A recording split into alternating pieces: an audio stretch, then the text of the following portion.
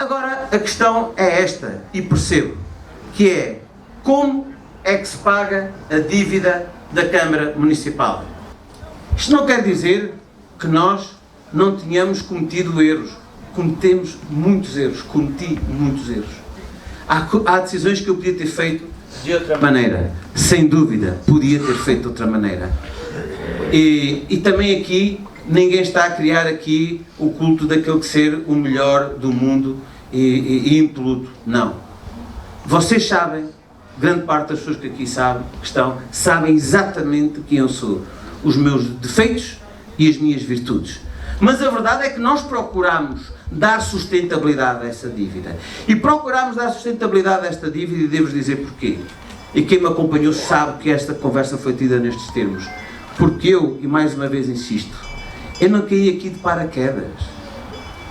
Eu sou o filho do Agostinho da Drogaria Faísca. Eu não caí aqui de paraquedas. E não tenciono ser uma pessoa diferente daquilo que sou. Não tenho nenhum problema com a minha história, com o meu passado, com o meu presente, com a minha personalidade, com tudo. Não tenho problemas. Vivo bem comigo mesmo, vivo bem com a minha persona. Estas questões são difíceis de lidar. Quando colocam a nossa dignidade em causa, e quero sublinhar, não somos perfeitos, não sou perfeito, tenho muitas imperfeições, mas quando colocam a nossa personalidade em causa, a nossa idoneidade, o nosso sentido ético, naturalmente afeta-nos, e a doutora Margarida ajudou-me bastante.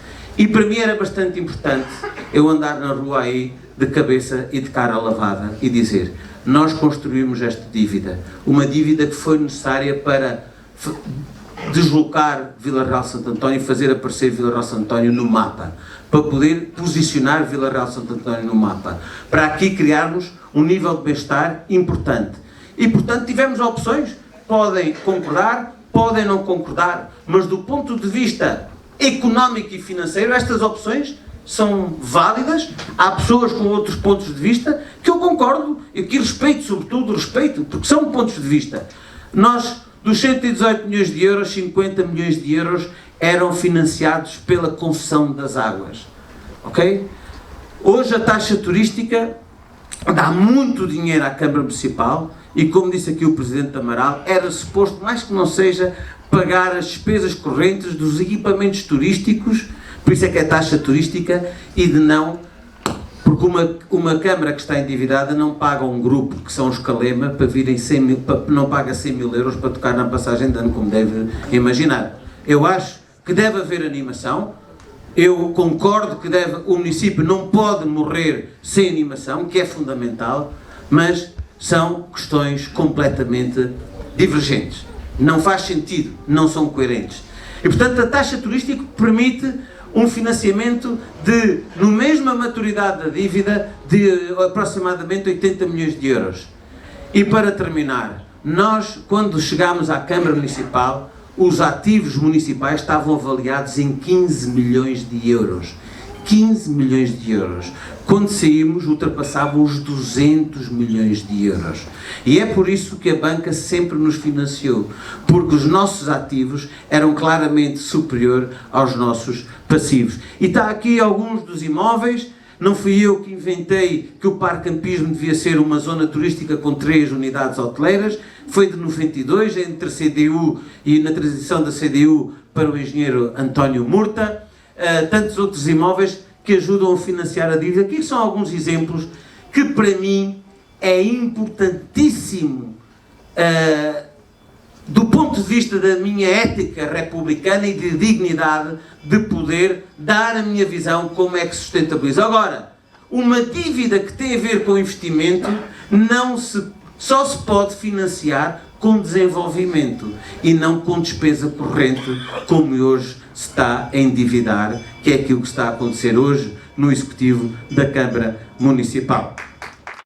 É importante sabermos que ao longo deste processo passámos por uma crise económica e que essa crise económica teve um impacto importante nos impostos municipais de menos 80%. Imaginem todos nós que temos compromissos com a banca, das nossas casas, das nossas coisas, dos nossos bens.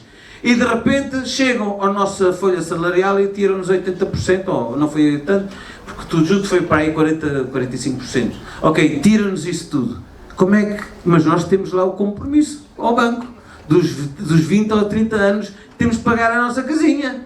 Os 4 ou 5 anos o nosso carro. Como é que é?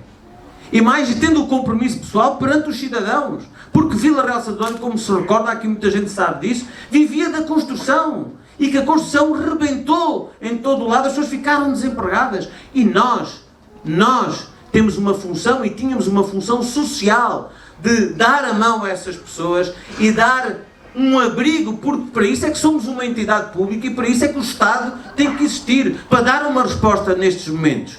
Portanto, a dívida paga-se com desenvolvimento. Mas também há outra questão bastante importante. E a questão é esta. Há futuro em Vila Real de Santo António. E eu gostava muito, independentemente disso, de tudo, que já repararam, não se ouve falar em futuro em Vila Real de Santo António. Ouve-se falar em passado só. No Luís Gomes, não é?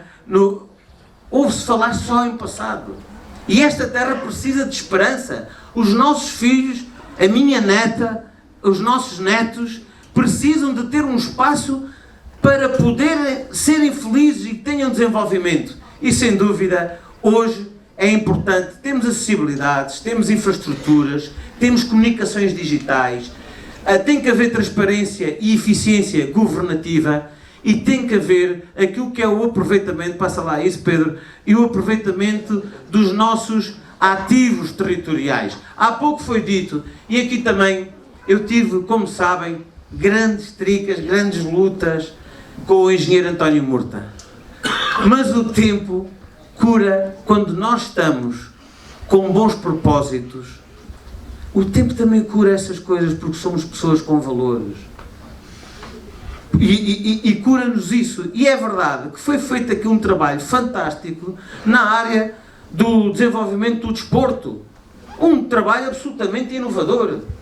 Mas também nós temos aqui, para trás, um conjunto de ativos importantes, que é a água, que são as nossas praias, que é este grande rio do Sul, o Rio Guadiana, como o nosso querido Francisco Amaral não só defende como usufrui do Guadiana na sua pescaria, deve ser aproveitado.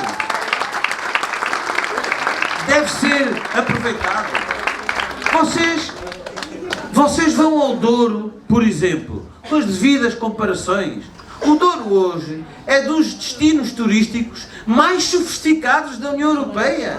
Mais sofisticado, que gera mais riqueza, que gera mais postos de trabalho bem remunerados. Tem as grandes marcas hoteleiras lá. E nós temos um rio com mais condições de navegabilidade que o Rio Douro, ok? E nós não aproveitamos nada do Rio Guadiana. Portanto, temos que ser proativos, temos que ser visionários, temos que ter sonho. Não podemos ter complexos de sonhar, porque sonhar faz-nos crescer, faz-nos também errar, mas faz-nos, sobretudo, projetar o futuro para o nosso concelho.